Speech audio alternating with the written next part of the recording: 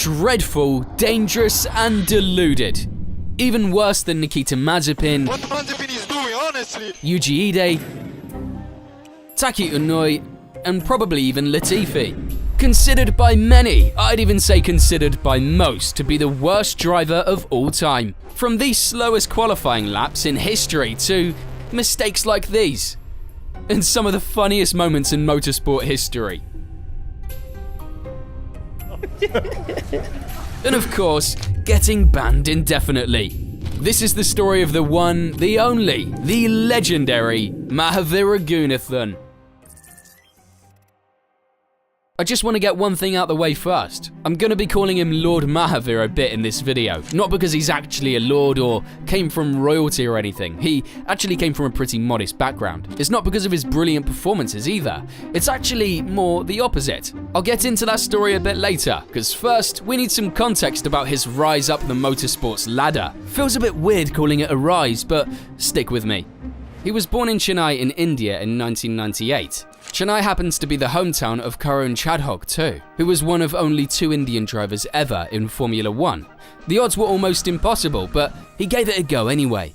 He started karting when he was 13, which is pretty late by today's standards. But then again, he also made his single-seater debut that same year. I mean, let's just think about that for a second. Karting is where you go as a young driver to learn racecraft. Mahaveer did it for less than a year, and not because he was a quick learner. Maybe he left karting quickly to give the other kids a chance. Only the Lord himself knows, but he started to push himself against better opponents. That became a trend in his career, as you'll see shortly, so when he moved up to single-seaters, it was far from easy. He raced in 4 rounds of the JK Racing Asia Series, signed up for the full season of MRF F1600, and raced in the final round of the Formula Masters China Series in Shanghai. But these stories were just stepping stones, and Mahaveer was about to be thrown into the deep end. The year is 2014. He was now in the Italian F4 Championship, which was won by none other than fellow racing god, Lance Stroll. If you watch my video on Lance, you'll know that he basically bought that championship, so kudos to Mahaveer. At least it wasn't his daddy who crafted his entire career. And to be fair, he wasn't the worst, just yet. He finished 12th, then moved to the European F3 Championship the year after. He showed up to 33 out of the 36 races, tried his hardest, and scored a grand total of 0 points. Fair enough, the team wasn't brilliant, but when your best result of the year is a 20th, you're definitely not impressing anyone. He tried to stick with F3 machinery for a while, and competed in the first race of the 2016 GP3 series. Unsurprisingly, he didn't just turn into Senna all of a sudden, so he finished at the very back of the field, again. This somehow didn't destroy his F1 chances, because just a few years later, he surprised us all, but I'll get back to that in a little bit. Because even with his terrible pace and an extensive list of shocking results, he didn't quit. He kept chasing his racing dream, but this next move wasn't the smartest, to say the least. In 2016, he made the very strange decision to join the AutoGP Championship, which merged with the Bosch GP Championship just 1 race after he joined. I'm calling it strange because it wasn't a logical step forward on the junior ladder. In fact, it wasn't a step forward at all. Bosch GP is basically a series for amateur racers to drive some single-seaters and kid themselves into thinking they're better than they actually are. They'd be 90s F1 cars, mid-2000s GP2 cars, late 2010s Euro F3 cars, and pretty much anything else as long as it's a single-seater.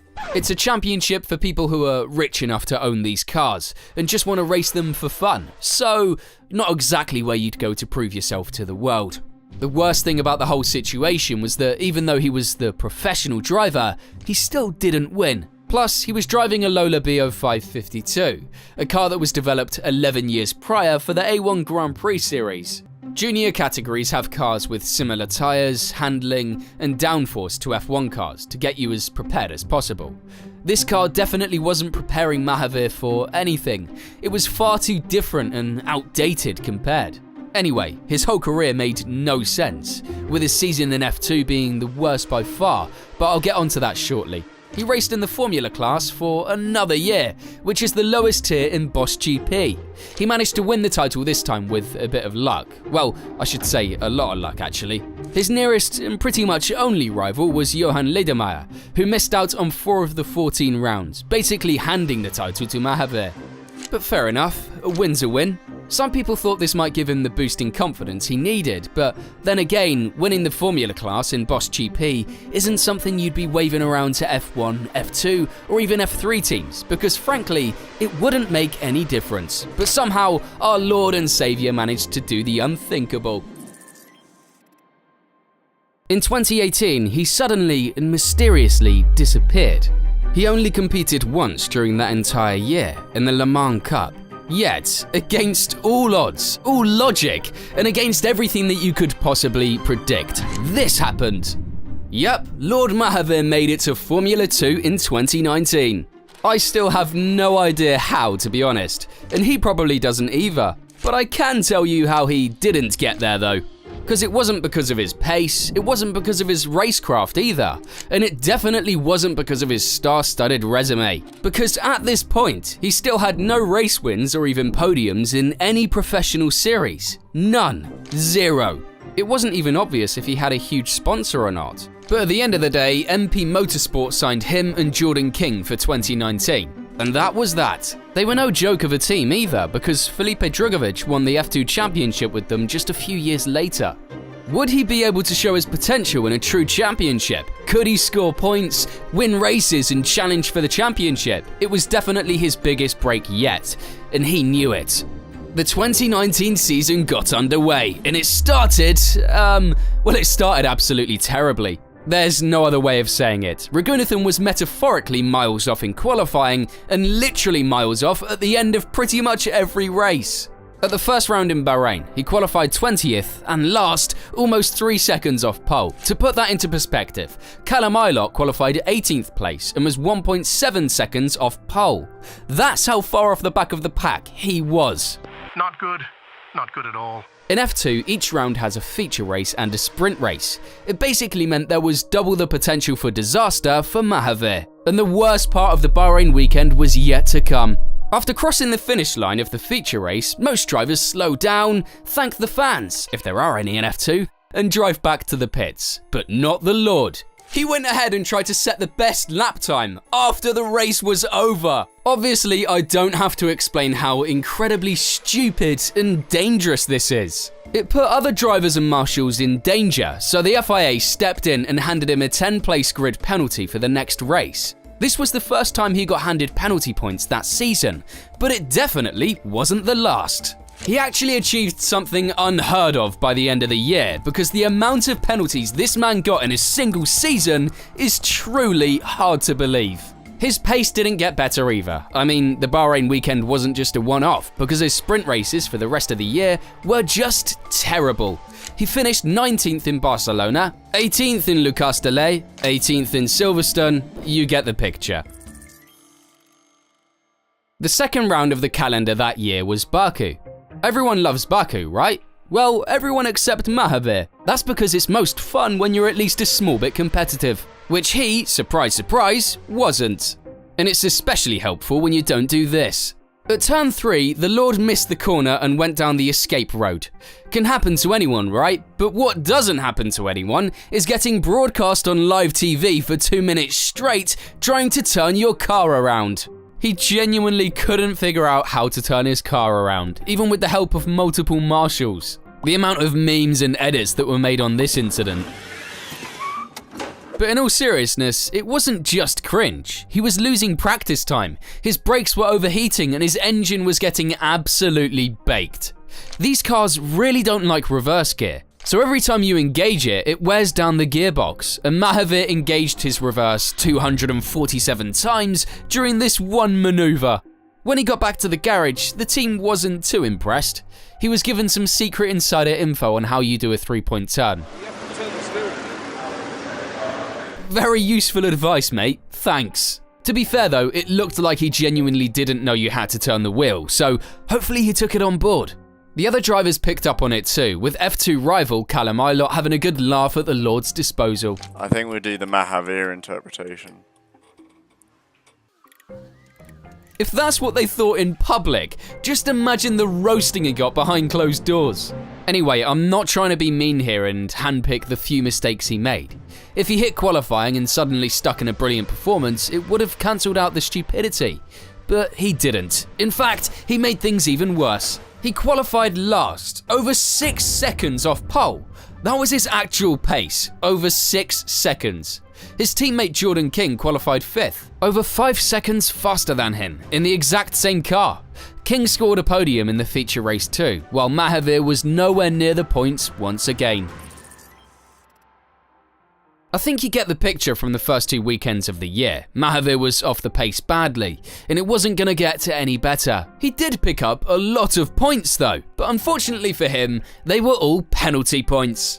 In Baku, for example, he failed to stop at the weighbridge. In Monaco, he caused a crash with Jack Aitken. In Spa, he was speeding under the yellow flag. He basically just caused chaos at every track he went to. The highlight of his year came in Monza though, where he scored a point. Yes, one of the good points this time. But it wasn't because he suddenly locked in and started driving better, it was because almost half the grid didn't finish the race, so he lucked into finishing 10th.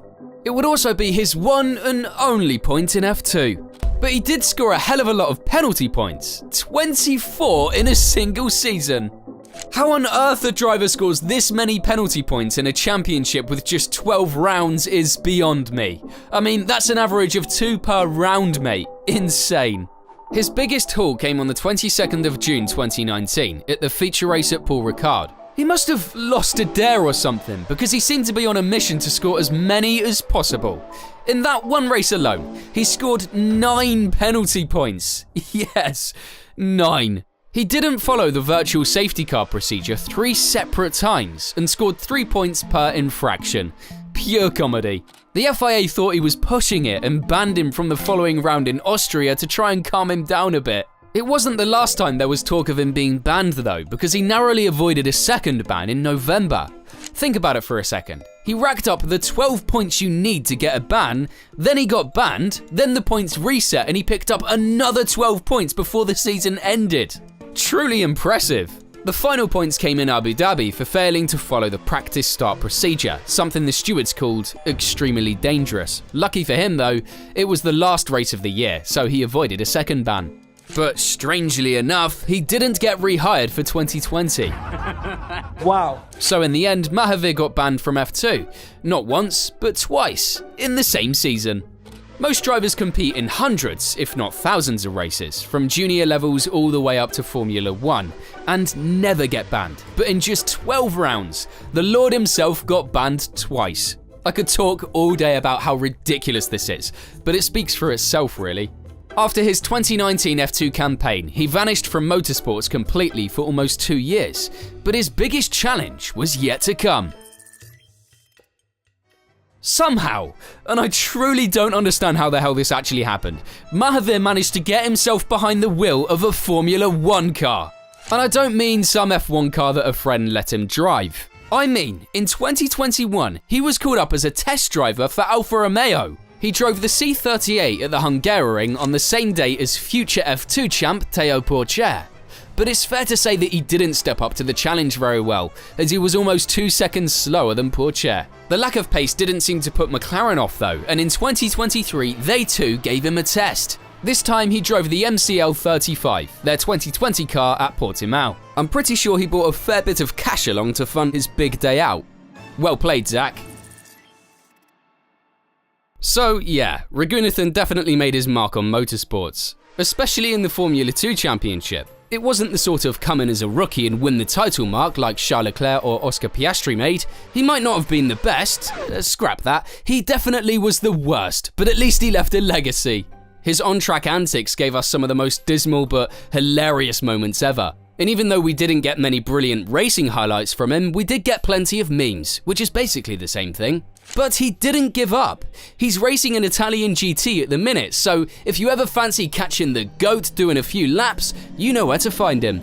At the end of the day, it's not that clear how he even got as high as Formula 2 in testing F1 cars. There's plenty of rumours out there that he had massive funding, People say his career was paid for by a huge Indian car company from the very start, and then by an Italian motor company. To be honest though, there's no in-depth and trustworthy information about it, so I'm not going to fill in the blanks to make the story sound even crazier than it is. The one thing we do know is that he was terrible.